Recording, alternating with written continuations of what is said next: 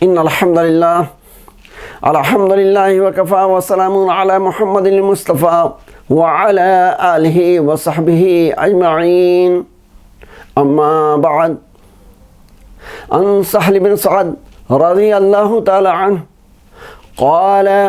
ما كنا نقيل ولا نتغدى إلا بعد الجمعة.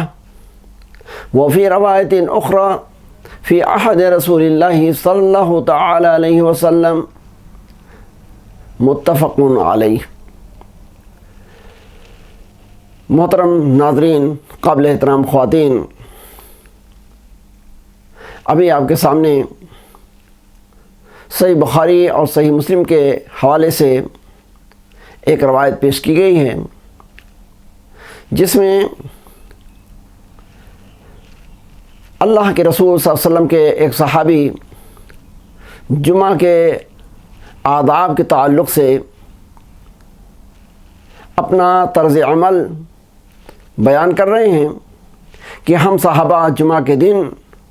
جمعہ کے آداب کے تعلق سے کیا کچھ کرتے تھے. لیکن اس سے پہلے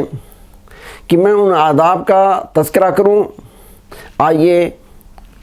اس حدیث کے راوی صحابی رسول کے بارے میں ہم تھوڑی سی معلومات حاصل کر لیں. سہل بن سعد رضی اللہ تعالیٰ عنہ کا نام پہلے حزن بن سعد تھا. حزن کے معنی ہوتے ہیں سخت دل، سخت زبان اور سخت مزاج کا آدمی. اللہ کے نبی صلی اللہ علیہ وسلم نے جب ان کا نام حزن سنا تو یہ چیز آپ نے پسند نہ فرمائی اور کہا: دیکھو، تمہارا نام حزن کے بجائے آج سے سہل ہے. سہل کے معنی ہوتا ہے نرم مزاج، نرم طبیعت کا آدمی. حضرات گرامی، بات دراصل یہ ہے کہ نام کا اثر شخصیت اور ذات پر بھی پڑتا ہے. ہمیں یاد آتا ہے کہ ایک جلیل القدر تابعی سعید بن مسیب رحمہ اللہ ہیں، جو بیان کرتے ہیں کہ ہمارے دادا کا نام حزن تھا، جس کے معنی سخت ہوتے ہیں، اور جب تک وہ باحیات رہے ہمیں برابر ان کی جانب سے سختی ہی کا تجربہ ہوتا رہا. تو اس لیے ہمیں اور آپ کو بھی اللہ کے نبی صلی اللہ علیہ وسلم کے اسوے اور نمونے کو سامنے رکھ کر کے اپنے تعلق سے یا اپنے لوگوں کے تعلق سے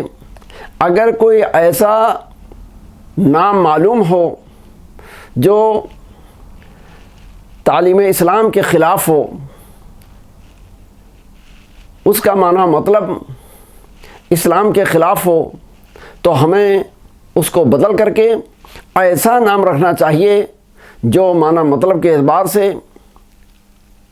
دین اسلام کی تعلیمات و ہدایات کے مطابق. یہ سہل بن سعد رضی اللہ تعالیٰ عنہ جب اللہ کے نبی صلی اللہ علیہ وسلم کی وفات ہوئی تو 15 سال کے تھے، اور جب ان کی وفات ہوئی تو ان کی عمر 91 یعنی 91 ایئرس اور سال کی تھی. مدینہ کے اندر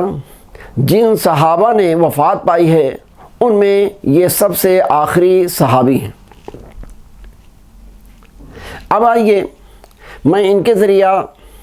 بیان کی گئی حدیث کی طرف آپ کی توجہ مبذول کراؤں. انہوں نے جمعہ کے دن نماز جمعہ کے آداب کے تعلق سے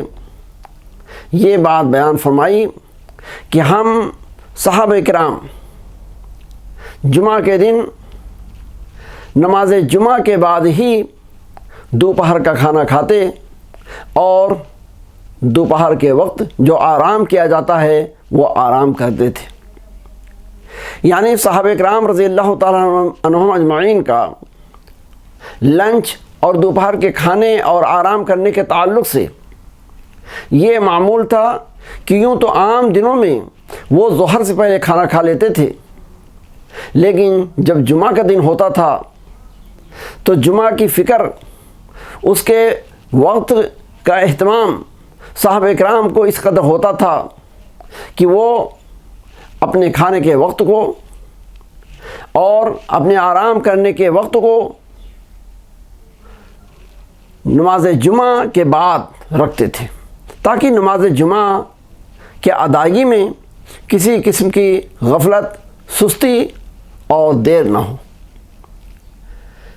حضرات گرامی، نماز جمعہ ہم سب جانتے ہیں کہ فرض نمازوں میں سے ایک عظیم فریضہ ہے، لہذا ہمیں اور آپ کو بھی اس نماز کی عظمت و فضیلت کا خیال رکھ کر کے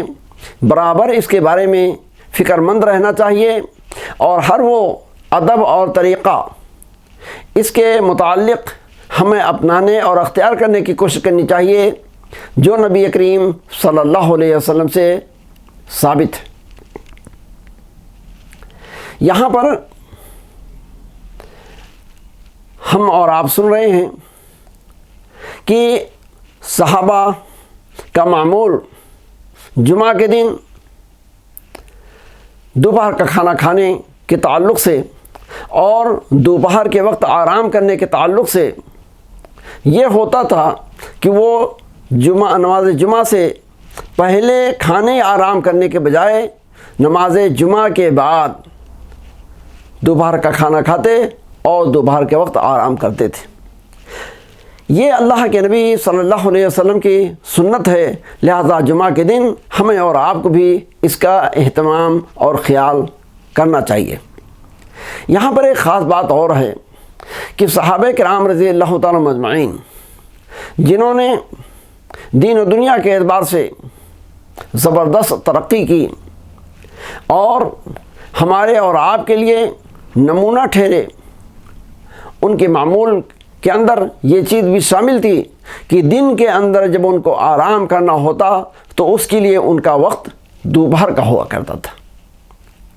لہذا آرام کے تعلق سے بھی ہمیں صحابہ کرام رضی اللہ تعالیٰ عنہ مجمعین کے اس نقش قدم پر چلتے ہوئے اپنے آرام کا وقت دوپہر کو مقرر کرنا چاہیے۔ اسی کو عربی زبان کے اندر قیلولہ کہتے ہیں۔ اللہ کے نبی صلی اللہ علیہ وسلم بھی یہ قیلولہ فرماتے تھے، صحابہ کرام بھی فرماتے تھے۔ آج ہم دیکھ رہے ہیں اپنے معاشرے کے اندر کہ خاص طور پر جو ہمارا نوجوان طبقہ ہے، اسی کے ساتھ ساتھ ہمارا جو دیندار طبقہ ہے، بلکہ بعض اہل علم بھی دیکھے گئے ہیں، دیکھنے میں آتے ہیں کہ ان کو جب دن کے اندر آرام کرنا ہوتا ہے تو وہ فجر کے بعد آرام کرتے ہیں۔ حضرات گرامی، یہ چیز ہمارے اسلاف کے طریقے کے خلاف ہے۔ صبح کا وقت ایک نہایت بابرکت اور مبارک وقت ہے۔ بعض احادیث کے اندر آتا ہے کہ اللہ کے نبی صلی اللہ علیہ وسلم نے ہر ایسے اللہ کے بندے اور بندی کو دعا دی ہے جو صبح اپنے کام پر لگ جائے اور اپنا کام شروع کر دے۔ آپ صلی اللہ علیہ وسلم نے دعا فرماتے ہوئے ارشاد فرمایا، اللہم بارک لامتی فی بکورہا، کہ اے اللہ تعالیٰ ہماری امت کے صبح کے وقت میں برکت دے۔ تو اگر ہم فجر کے بعد صبح کے وقت سونے کے بجائے اپنے اپنے کام میں لگ جائیں، چاہے ہمارا گھر کا کام ہو یا شاپ اور دکان کا کام ہو یا اور کسی قسم کا جاب اور ہماری ڈیوٹی ہے، ہم اپنے کاموں پر صبح لگ جائیں، صبح شروع کریں، اسٹارٹ کریں، تو انشاءاللہ تعالی ہمیں رب کی طرف سے برکت نصیب ہوگی، ہمارا کام مبارک ہوگا۔ لہذا ہمیں اپنے اندر اگر اس قسم کی کمزوری کہ ہم صبح کو آرام کرنے کی عادت ڈال چکے ہیں تو ہمیں اس کو چینج کرنا چاہیے، اس کو بدل کرنا چاہیے، اور صحابہ کرام کے نمونے کو سامنے رکھتے ہوئے اگر دن میں آرام کرنے ہی کی ضرورت ہے تو اس کے لیے دوپہر کا وقت ہمیں اختیار کرنا چاہیے۔ ہم اللہ تبارک و تعالیٰ سے دعا کرتے ہیں کہ جیسے ہم سلف صالحین کے کردار، ان کے کیریکٹر اور ان کی خدمت و ترقی پر ہم ناز کرتے ہیں، فخر کرتے ہیں، اسی طریقے سے ان کی زندگی کے جو معمولات ہیں ان کو ہم اپنانے کی کوشش کریں، ان کے نقش قدم پر چلنے کی کوشش کریں، اور بالخصوص وہ عبادتیں جو ہمارے اوپر فرض قرار دی گئی ہیں ان کے تعلق سے ہم بالکل مستعد اور ہمیشہ تیار رہیں کہ تاکہ ان کے اندر کسی قسم کی تاخیر نہ ہونے پائے، اور شریعہ کی طرف سے جو وقت مقرر ہو چکا ہے ہم اس وقت مقرر پر اپنی اس فرض عبادت کو انجام دے سکیں۔ ہم اللہ تبارک و تعالیٰ سے دعا کرتے ہیں کہ پروردگار عالم کہنے والے کو بھی، سننے والوں اور والیوں کو، سبھی کو دین اسلام کے طریقے پر زندگی گزارنے کی توفیق عطا فرمائے، اور ہر عمل و عبادت کے اندر پیارے نبی جناب محمد رسول اللہ صلی اللہ علیہ وسلم کی سنت مبارکہ، صحابہ کرام رضی اللہ تعالیٰ عنہم اجمعین کا نمونہ اپنانے کی توفیق عطا فرمائے، ہماری نیکیوں کو قبول فرمائے، ہمارے گناہوں کو معاف فرمائے، دنیا اور آخرت دونوں جہان کی کامیابی ہمارا اور آپ کا نصیبہ بنائے، آمین۔ اقول قولی ھذا استغفر اللہ لی ولکم ولسائر المسلمین فاستغفروہ من کل ذنب انہ هو الغفور الرحیم، وآخر دعوانا ان الحمد للہ رب العالمین، والسلام علیکم ورحمۃ اللہ وبرکاتہ۔